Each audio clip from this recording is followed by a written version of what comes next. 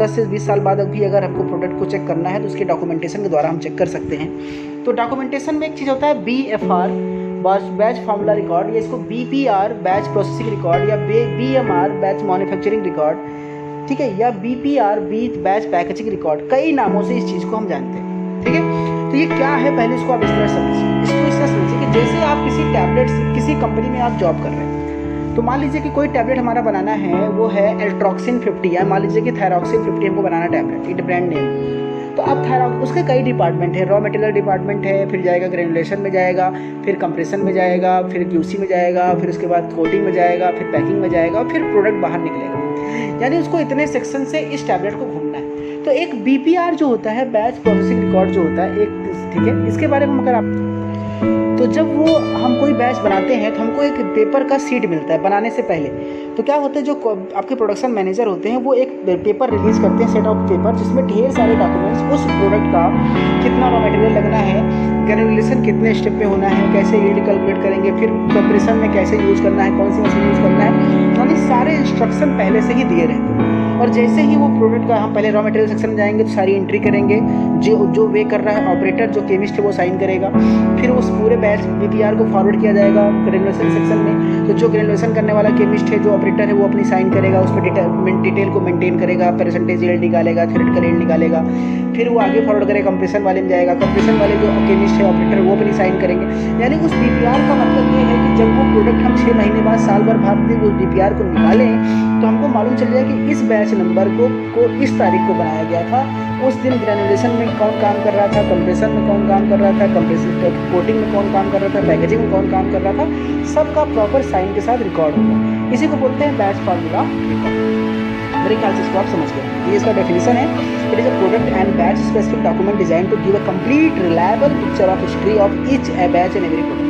ये सभी batch product का जो कंप्लीट हिस्ट्री जो है वो मेंटेन होती है, ठीक है। इसको बार बार कॉपी करते हैं, चेक करते हैं, अप्रूव करते हैं, ऑथराइज करते हैं, इसको बार बार कई स्टेप में ये होता है। इस डॉक्यूमेंट को और भी किसी नाम से जानते हैं, मैंने आपको पहले ही बता दिया कौन कौन से नाम से इसको और जानते हैं, ठीक है। तो आगे हम बात करते हैं कि जो BPR होता है उसमें कौन कौन से किसी भी ड्रग की कौन कौन सी डिटेल्स जो है वो मेंशन रहती है BPR में। तो पहला तो डेट होगी, किस तारीख को लिया गया है, identity of individual major equipment and lines use, यानी उस सेक्शन में किस किस सेक्शन में इसमें कौन कौन सा इंस्ट्रूमेंट यूज़ होगा उसका पूरा डिटेल लिखा होता है। स्पेसिफिक आइडेंटिफिकेशन, क्वांटिटी, मटेरियल की क्वांटिटी क्या है, मटेरियल का कौन बैच, कितने बैच का क्या बैच नंबर है, वो सब लिखा रहता है।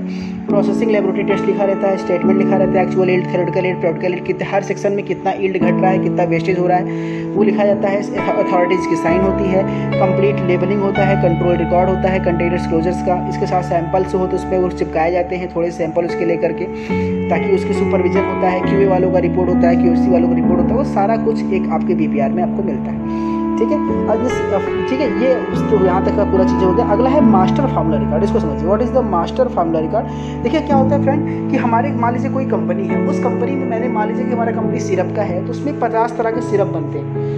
तो सिरप विटाजाइम, सिरप जाइम, syrup cough syrup, syrup peptic ulcer के लिए, सिरप लिबोविट, तो कुछ भी करके जो सिरप है, तो सब सिरप का अपना एक फार्मूला होता है। आप देखते हैं कि सभी सिरप के पीछे लेबल में फार्मूला लिखा होता है, लेकिन वो सिर्फ एक लेबल क्लेम फार्मूला है। इससे कई ज़्यादा इंग्रेडिएंट जो उसमें पड़ते हैं जो कि लेबल में नहीं लिखे होते हैं, तो उसका पूरा डिकेट जो होता है उसको मास्टर फार्मूला कहते हैं। और एक हमारे पास ऐसी फाइल होती है किसी कंपनी में जिसमें जितने भी प्रोडक्ट बनते हैं उन सभी प्रोडक्ट के फार्मूलों का एक पूरा मास्टर फार्मूला रिकॉर्ड उसमें मेंटेन होता है। यानी किसी भी बैच का हमें कोई भी फार्मूला देखना, हम उस फाइल में चेक करते हैं, तो उस फाइल को ही मास्टर फार्मूला रिकॉर्ड कहते हैं। इसको आप समझ गए होंगे। Described all aspects of manufacturing, packaging and control.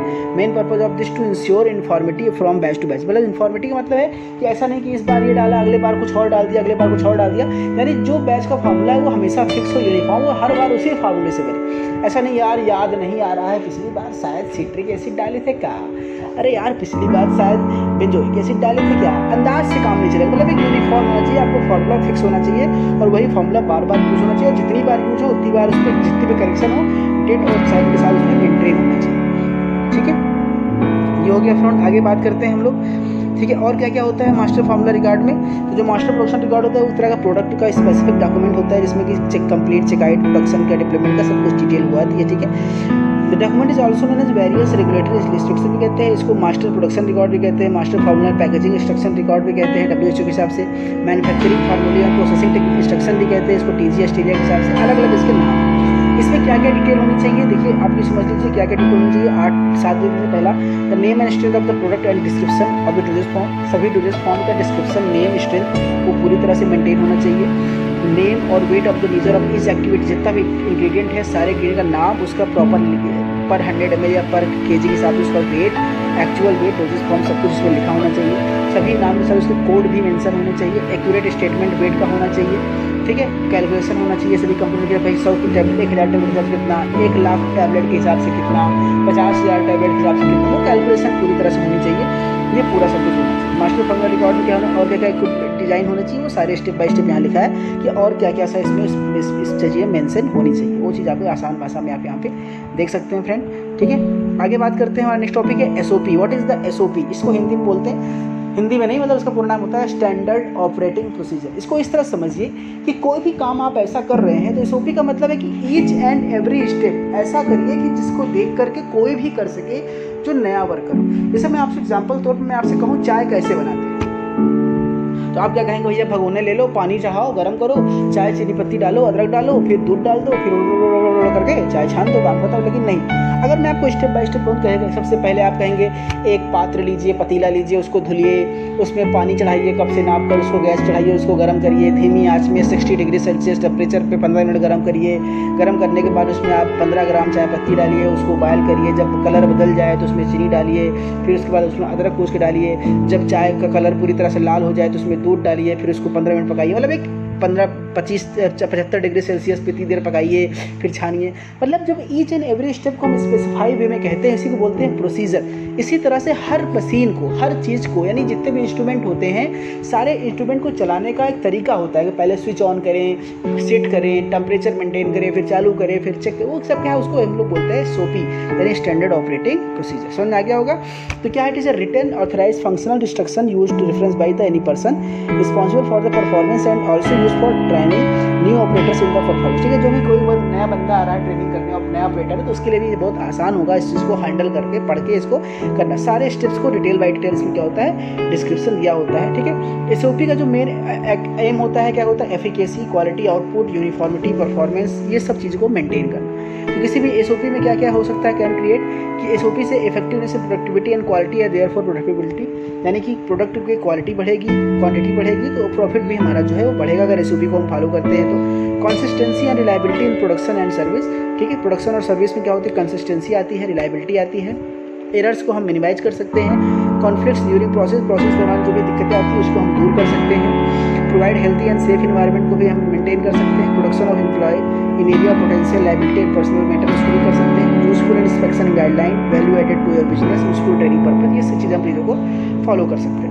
तो जो गाइडलाइन क्या होता है, कैसे हम बनाते हैं जो भी, तो SOP पहली बात तो लिटिल और प्रिसाइज होना चाहिए। ये नहीं कि एकदम मैं अब हमको चाय पत्ती बनाना था, हमको पानी चढ़ाओ तो नहीं, पहले हैंड पंप चलाओ, वहाँ से 2 बाल्टी पानी लाओ, फिर पानी ला के भरो, फिर नापो, ये इतना मतलब प्रिसाइज, मतलब छोटा हो और आसानी में समझ में आ जाए। बहुत हर स्टेप को बहुत बड़ा नहीं करना, प्रिसाइज होना चाहिए। उसके साथ जो सफिशिएंट डिटेल्स और प्रोसीजर होना चाहिए, वर्क इंस्ट्रक्शन के लिए कोई दिक्कत ना हो। SOP जो हो वो ऑर्गेनाइज होना चाहिए इस मैनर में कि कोई भी काम जो हो स्टेप बाय अगला स्टेप क्या होने वाला है वो हमें पहले से पता होना चाहिए। ठीक है, टोटल कितने नंबर ऑफ पेजेस SOP वो पहले से मेंशन होना चाहिए, कितने डेट क्या है SOP के, वो सब चीज़ें उसमें ऑलरेडी पहले से ही पता होनी चाहिए। ठीक है, ये हो गया हमारा सिंपल सा प्रोडक्ट हो गया SOP। ठीक है, SOP क्या होता है, वो साइन होना चाहिए किसके द्वारा, SOP जो साइनिंग अथॉरिटी है, मैनेजर है, QC मैनेजर है, उनके द्वारा होना चाहिए। बाकी SOP आप समझ के होंगे। आगे बात करते हैं क्वालिटी ऑडिट की। तो ऑडिट क्वालिटी क्या है कि हमारे जो प्रोडक्शन में काम चल रहा है, जो कंपनी में काम चल रहा है, QC में, प्रोडक्शन में, क्या वो सारे प्रोडक्ट बहुत क्वालिटी मतलब अच्छे लेवल पे काम कर रहे हैं, क्या वो क्वालिटी कंट्रोल को फॉलो कर रहे हैं, क्या वो GLP GMP की गाइडलाइन को फॉलो कर रहे हैं। तो उसके लिए एक टीम होती है, मैनेजर्स की टीम होती है या कुछ बाहर के कस्टमर्स की टीम होती है। वो टीम आके सारे वर्क को चेक करती है, सारे डॉक्यूमेंट को चेक करती है, सारे प्रभावी एफिशिएंसी को चेक करती है, उसी को क्वालिटी ऑडिट कहते हैं। क्वालिटी ऑडिट करने का मतलब हमारा क्या होता है फ्रेंड, कि हम अपने प्रोडक्ट की डिज़ाइन की क्वालिटी को, प्रोसेस को, फंक्शन को, प्रोडक्शन को, प्रोसेस को, सारी चीज़ को हम चेक करना चाह रहे हैं कि वो प्रॉपर है कि नहीं। तो क्वालिटी में बेसिकली 3 प्रकार से हो सकती है, फर्स्ट पार्टी, सेकंड पार्टी और third party. First party quality क्या होती है कि इसमें क्या होता है कि किसी भी कंपनी की जो वीक चीज़ें हैं उसको पता करने के लिए कुछ एक्सटर्नल एजेंसीज को बुला करके हम अपने यहाँ ऑडिट कराते हैं और चेक कराते हैं। वो हमें अप्रूवल देता है कि आपके प्रोडक्ट ठीक है कि नहीं, क्वालिटी आपके कंपनी काम सही हो रहा है कि नहीं। सेकेंडरी ऑडिट क्या होता है कि इसमें जिस कस्टमर या जिस सप्लायर को हम माल बेच रहे हैं वो आके हमारे ऑडिट करते हैं कि यार जिससे हम माल खरीद रहे हैं वो हमारा कंपनी का काम कैसा है, उसको ऑडिट करना। और थर्ड ऑडिट में क्या होता है कि इस तरह का इंडिपेंडेंट होता है, वो जो कस्टमर सप्लायर के बीच रिलेशनशिप होता है और वो किसी भी समय आकर के वो चेक कर सकते हैं। जैसे मान लीजिए कि मैं थर्ड पार्टी मैन्युफैक्चरिंग करता हूँ, मैं किसी एक पार्टी के लिए टैबलेट बनाता हूँ, तो वो कभी भी आके चेक कर सकता है कि मैं जहाँ पे बनवा रहा हूँ वो प्रोडक्ट कैसा क्वालिटी का है। ठीक है, तो ये क्या क्या ऑब्जेक्टिव होते हैं क्वालिटी के। वही क्वालिटी ऑडिट को हम लोग नेक्स्ट लेक्चर में डिटेल समझेंगे। क्या क्या ऑब्जेक्टिव होता है कि conformity of the quality system को चेक करना,